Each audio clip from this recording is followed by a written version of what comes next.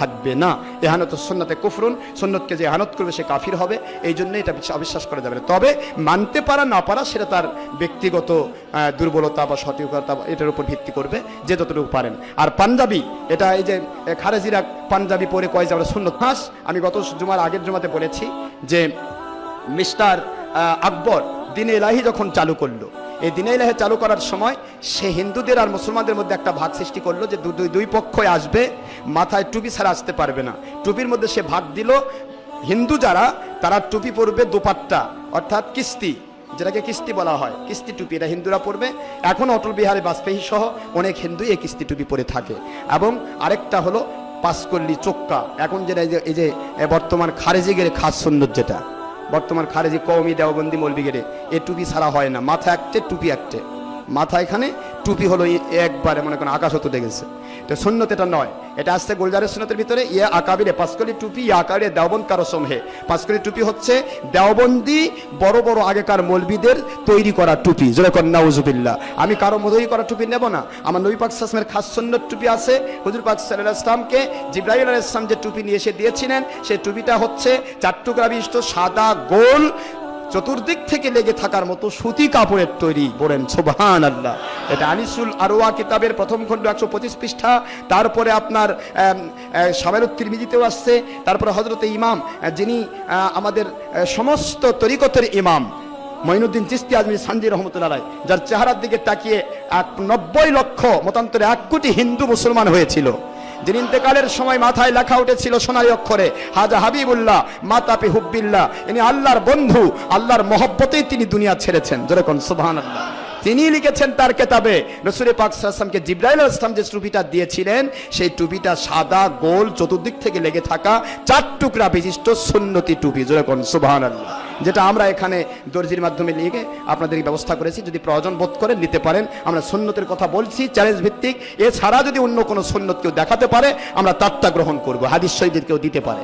ভাইরা আমার আসেন, এখানে পাঞ্জাবি আর এই টুপির ইতিহাস হলো, সে বলল যে হিন্দুরাও লম্বা জামা পরতে হবে। তো লম্বা জামা পরলে, মিস্টার আকবর যখন বলল লম্বা জামা পরতে হবে, তখন লম্বা জামার হিসাবটা নিল, পুরুষ যারা আমার মুসলমান তারা পরবে গোল নেসপোশাক, লম্বা নেসপোশাক গোল, অর্থাৎ কাটা ছাড়া, যেটা সুন্নতি। আর যারা হিন্দু তারা যেহেতু তাদের ধুতির মুড়াটা নেংটি নিয়ে এসে তাদের মুড়ে রাখতে হয়, এই মুড়ে রাখার জন্য সুবিধার জন্য এই পাঞ্জাবি কাটা, 2 সাইড কাটা রাখা হলো, যে কোনো এক সাইড কাটার সাইজ দিয়ে নেংটিটা নিয়ে এসে যেন পকেটের মধ্যে ঢুকে দিতে পারে, যে কোনো এক সাইডে সে পকেটের মধ্যে ঢুকে দিবে। নেংটিও পরা হলো, পাঞ্জাবিও পরা হলো, এবং দরবারের একটা শালীনতাও বজায় থাকলো। এই হিসাব রক্ষা করে পাঞ্জাবি এসেছে এবং দোপাট্টা টুপি, পাঁচকড়ি টুপি এসেছে। এগুলি আল্লাহর হাবিবের সুন্নত নয়। এগুলিকে যারা সুন্নত নামে চালিয়ে দিবে, আল্লাহর হাবিবের উপর মিথ্যা কথা বলার কারণে তাদের ঈমান নষ্ট হবে। হুজুর পাক সাল্লাল্লাহু আলাইহি ওয়াসাল্লাম বলেছেন, মান কাযাবা আলাইয়া মুতাআম্মিদান ফালিয়াতাবাওয়া মাকআদাহু মিনান নার। বুখারী শরীফের 139 নম্বর হাদিস, 39 অনুচ্ছেদ 109 নম্বর হাদিস।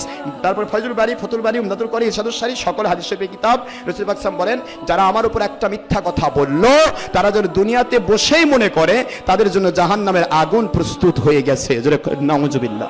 সুতরাং রাসূল পাক সাল্লাল্লাহু আলাইহি ওয়াসাল্লাম যেটা করেন নাই বা পড়েন নাই বা বলেন নাই, সেটা যদি কেউ বলে রাসূল করেছেন, রাসূল বলেছেন, রাসূলই করতে বলেছেন, এরকম যে বলে, তাহলে রাসূল পাক সাল্লাল্লাহু আলাইহি ওয়াসাল্লামের উপর মিথ্যা অপবাদ হবে। আর রাসূলের উপর মিথ্যা অপবাদ বললে তার ঈমান থাকবে না, দুনিয়া থাকতেই তার জন্য আল্লাহর জাহান্নামের আগুন প্রস্তুত হয়ে যাবে। যেরকম নাউজুবিল্লাহ। মহান আল্লাহ পাক আমাদের বোঝার তৌফিক দান করুন। আমরা আল্লাহর সন্তুষ্টির জন্য সত্যিকারের ইসলাম মেনে নিয়ে যেন আমরা জান্নাতি মানুষ হয়ে যেতে পারি, আল্লাহ কবুল করুন। এখানে লিখছেন, ডাক্তার জাকির নায়েক টাই ব্যবহার কেন করেন? তো ডাক্তার জাকির নায়েক কেন টাই ব্যবহার করেন এটা আমি কেমনে বলবো? ওনাকে জিজ্ঞাসা করতে হবে, আমাকে বলে তো লাভ নেই। তবে টাই, এটা টাইয়ের ইতিহাস আপনারা শোনেননি, আগে আমি বলছি না, টাইয়ের ইতিহাস হচ্ছে, সময় নেই তো, টাইয়ের ইতিহাস হচ্ছে, টাই যেহেতু জানতে চেয়েছেন, আর ডাক্তার জাকির নায়েক সম্পর্কে জানতে চান, আমার বই আছে, ডাক্তার জাকির নায়েক সঙ্গে প্রায় 8 পৃষ্ঠা লেখা হয়েছে তারই কিতাব থেকে, এটা সম্পর্কে আপনারা ভালো জানবেন। তবে টাই পরাটা এটা নাসারাদের সিস্টেম, অর্থাৎ যে খ্রিস্টানদের মধ্যে 2টা দল আছে, একটা প্রোটেস্ট্যান্টবাদী। এই প্রোটেস্ট্যান্টবাদীরা তারা বলে যে আমরা ঈসা আলাইহিস সালামকে ক্রুশ দিয়ে খতম করেছি। নাউজুবিল্লাহ বলেন।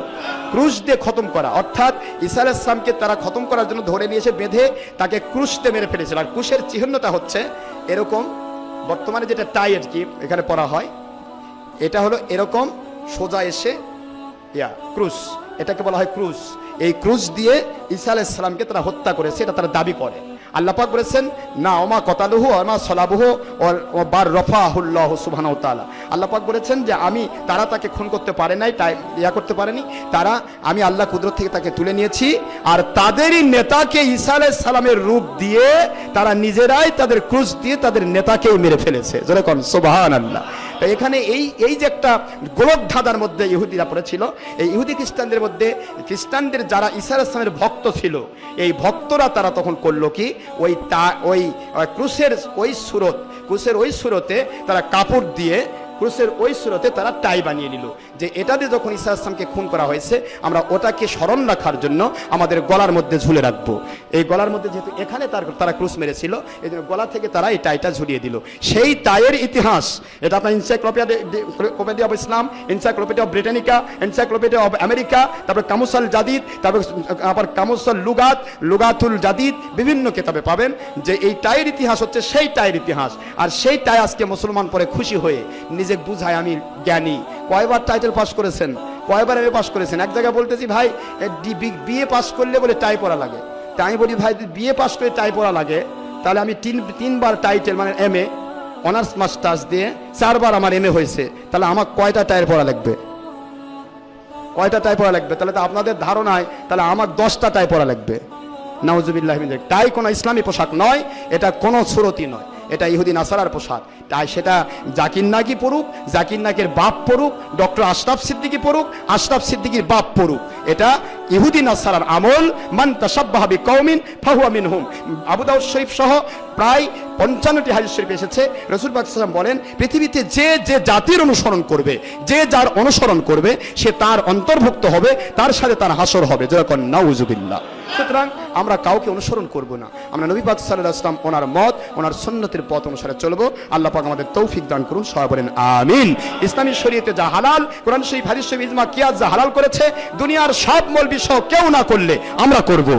ইসলামী শরীয়ত কোরআন শরীফ হাদিস শরীফ ইজমা কিয়াস যা হারাম করেছে, দুনিয়ার সব মৌলবি মুন্সি সহ সবাই যদি করে আমরা সেটা করব না ইনশাআল্লাহ। বলেন এটাই আমাদের টার্গেট। আল্লাহ পাক আমাদের তৌফিক দান করুন, আমিন। ওমা আলাইনা ইল্লাল বালাগ ওয়া আখিরু দাওয়ানা আলহামদুলিল্লাহি রাব্বিল আলামিন। যারা সুন্নাত নামাজ আদায় করেন নাই, অনুগ্রহপূর্বক ক্বাবলাল জুমা 4 রাকাত সুন্নতে মুআক্কাদা আদায়